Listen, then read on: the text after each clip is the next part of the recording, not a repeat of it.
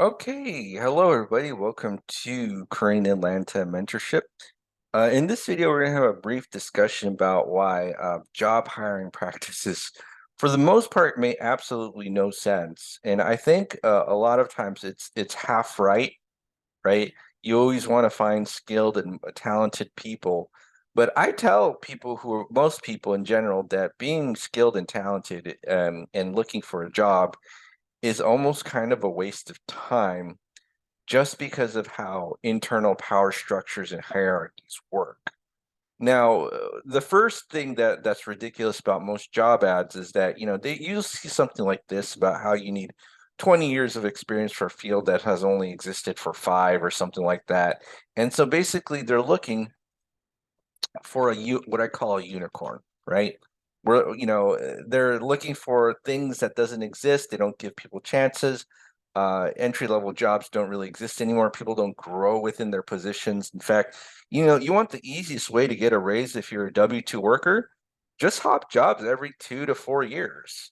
Every time you get a new job, right, when you job hop, you'll get a much bigger raise because that's what the the market is offering versus you staying at the same company. Now, there is some benefits of staying at the same company. There's predictability.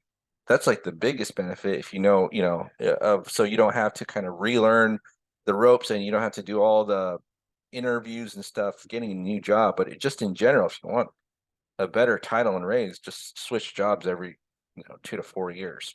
Okay, so first thing is that you're looking for a unicorn. That's like the biggest, not the biggest, that's the first thing that makes no sense. Now, the biggest thing I would say that doesn't make sense is, let's say you hire the unicorn, right?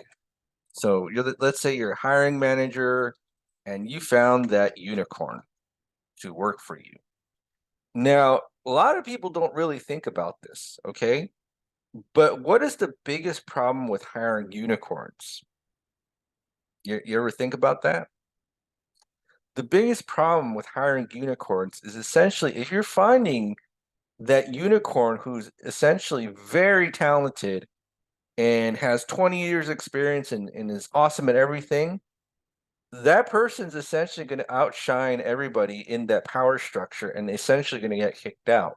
So if you ever read the book, The 48 Laws of Power, you could type it in Google, 48 Laws of Power by Robert Greene. The very first law is never outshine the master. And you can see here from this blog, it says the worst mistake of all, outshining the master. And if you never read the book, basically, Robert Greene talks about how the finance minister in France thought he was falling out of the king's favor, so he throws like the bestest party ever, and anything much better than the king had ever thrown as a party.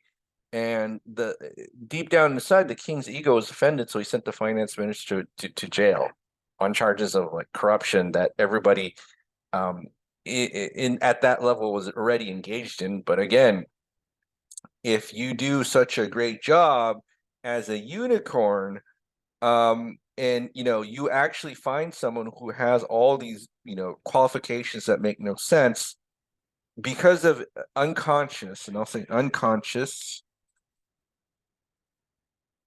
human nature, right? And this is why we have to be conscious of our actions.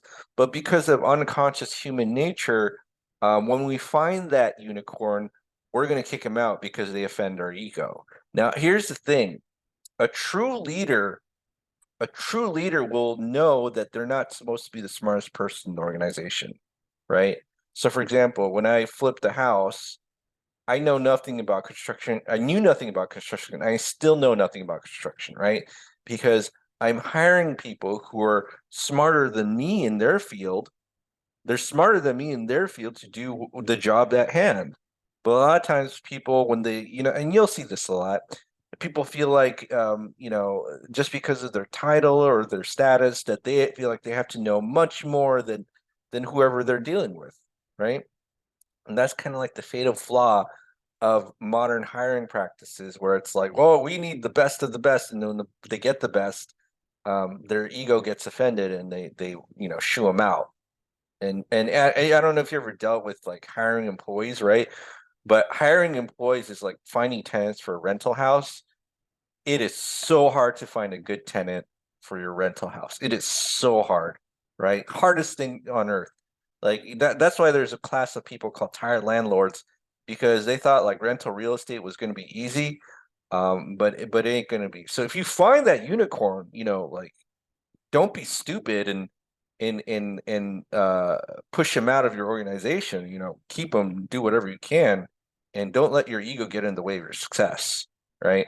But this is why I tell like the younger folks, like don't study hard in school because, you know, as a kid they tell you to do hard because people respect you once you graduate college or you're the smartest.